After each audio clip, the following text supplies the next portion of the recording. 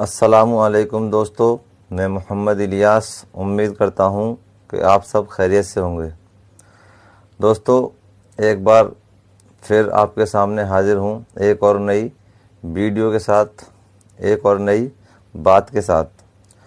تو دوستو، آج کی ویڈیو کا ہمارا ٹاپک ہے تبلیغی جماعت کے اوپر۔ دوستو، تبلیغی جماعت میں جانے کے بعد وہاں کیا ہوتا ہے؟ جو لوگ تبلیغی جماعت میں وقت لگا چکے ہیں، پھر وہ 3 دن ہوں یا چلہ ہو یا 4 مہینے ہوں یا سال ہو یا 5 مہینے ہوں یا ماہ میں مستورات 2 مہینے ہوں، تو وہ لوگ تو بخوبی جانتے ہیں۔ لیکن جو لوگ کبھی گئے نہیں ہیں اور جن لوگوں کو جیسا بتایا گیا وہ اسی پر عمل کرتے ہیں اور اسی کو سچ مانتے ہیں، تو اسی کے متعلق آج کی ایک ویڈیو کلپ آپ کو دکھاؤں گا۔ امید کرتا ہوں کہ آپ اس ویڈیو کو مکمل سنیں گے اور دیکھیں گے۔ تو دوستو، گزارش ہے آپ سے کہ اگر ویڈیو پسند آئے تو آپ اس ویڈیو کو زیادہ سے زیادہ لوگوں تک شیئر کریں تاکہ تبلیغی جماعت کی حقیقت لوگوں تک پہنچ سکے اور ان کو معلوم ہو سکے۔ دوستو، بغیر کسی چیز کو دیکھے ہوئے اور خالی سن لینا پھر اس پر یقین کر لینا یہ مناسب نہیں ہے۔ خود ہمیں دیکھنا چاہیے کہ کیا واقعی میں تبلیغی جماعت میں جا کر یہ عمل ہوتے ہیں یا لوگ صرف الزام لگاتے ہیں۔ تو آئیے پہلے ایک ویڈیو کلپ دیکھ لیتے ہیں کہ اس میں ایک مولانا ہیں، وہ کیا کہہ رہے ہیں تبلیغی جماعت کے بارے میں۔ یہ جماعت والے ساتھی، تبلیغی جماعت والے ہمارے ساتھی جب ساتھیوں کو لے جاتے ہیں 3 دن میں، کبھی 10 دن میں، کبھی 40 دن میں، کچھ لوگ پوچھتے ہیں یہ جماعت میں جانے کا کیا فائدہ ہے، یہ کرتے کیا یہ جماعت والے؟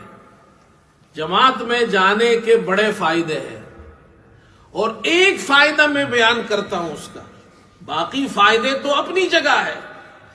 ایک فائدے، میں خود جماعت میں گیا ہوں،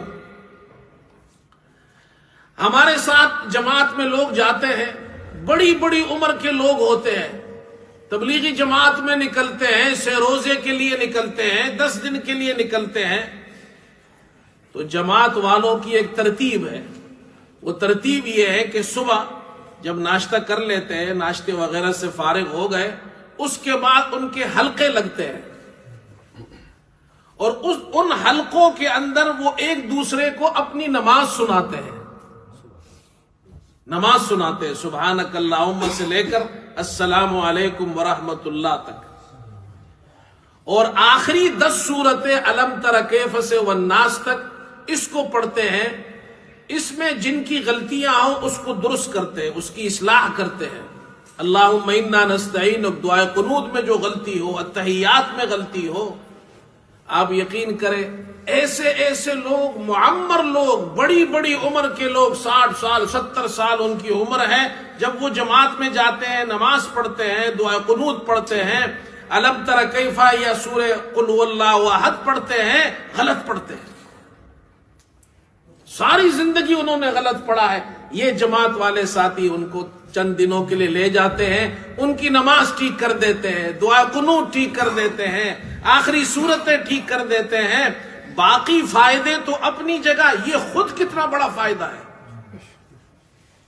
اس لیے بھائیوں، جماعت میں جایا کرو، جماعت میں وقت لگایا کرو، جب بھی موقع ملے۔ جماعت والے یہ ہمارے محسنین ہے، یہ چلتا پھرتا مدرسہ ہے، اس کا ایک فائدہ میں نے آپ کو بیان کر دیا ہے۔ آپ نے ویڈیو دیکھ لی اور سمجھ لیا ہوگا کہ اس میں کیا بتایا گیا ہے۔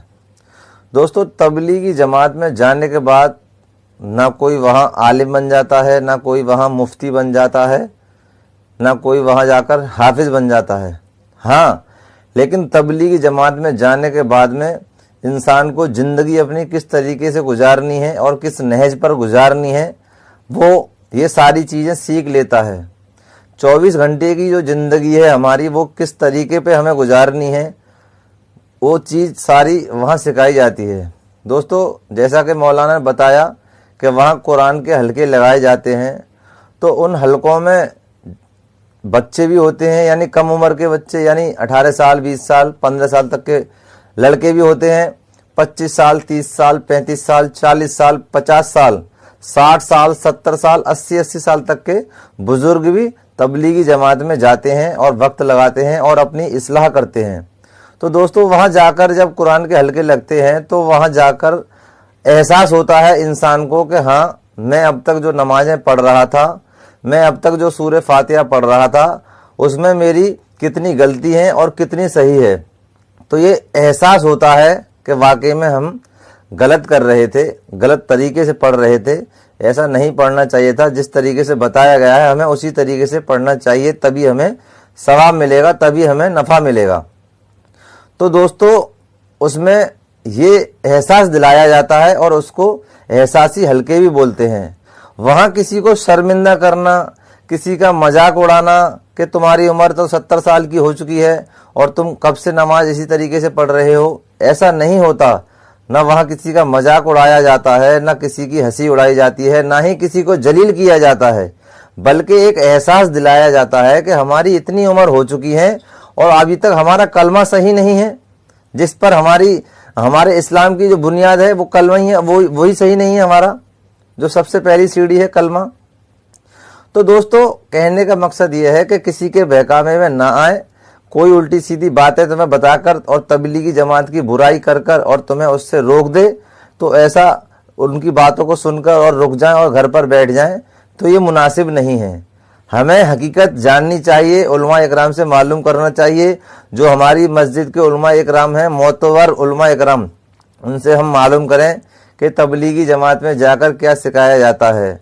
यूँ तो लॉकडाउन के अंदर भी आपने देखा होगा, हम सब ने देखा कि तबलीगी जमात को किस तरीके से मीडिया ने बदनाम किया, किस तरीके से तबलीगी जमात के ऊपर इल्ज़ाम लगाए। हज़रत मौलाना साद साहब के ऊपर भी बहुत इल्ज़ाम लगाए। तो दोस्तों, जीत आखिर एंड में सच्चाई की हुई, जीत आखिर हक की हुई। इल्ज़ाम लगाने वाले लगाते रह गए और वो अपने घर बैठ गए, लेकिन अल्लाह जिसको इज्जत देना चाहे उसे कोई जलील नहीं कर सकता, और अल्लाह ताला जिसको जलील करना चाहे उसे सारी दुनिया की ताकत मिलकर उसे इज्जत नहीं दे सकती। तो दोस्तों, आज की वीडियो में बस इतना ही। इंशाअल्लाह मिलते हैं एक और नई वीडियो के साथ, एक और नई मुद्दे के साथ। तब तक के लिए अल्लाह हाफिज। दुआओं में याद रखना। जय हिंद, जय भारत।